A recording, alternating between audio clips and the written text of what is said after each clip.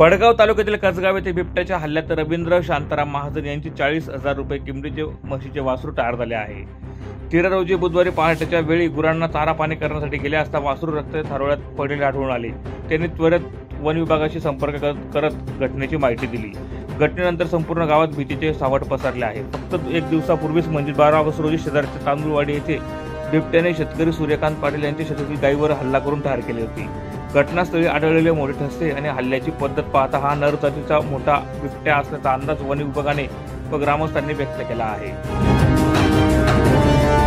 प्रतिनिधी शकील शेख, माझा महाराष्ट्र न्यूज, भडगाव।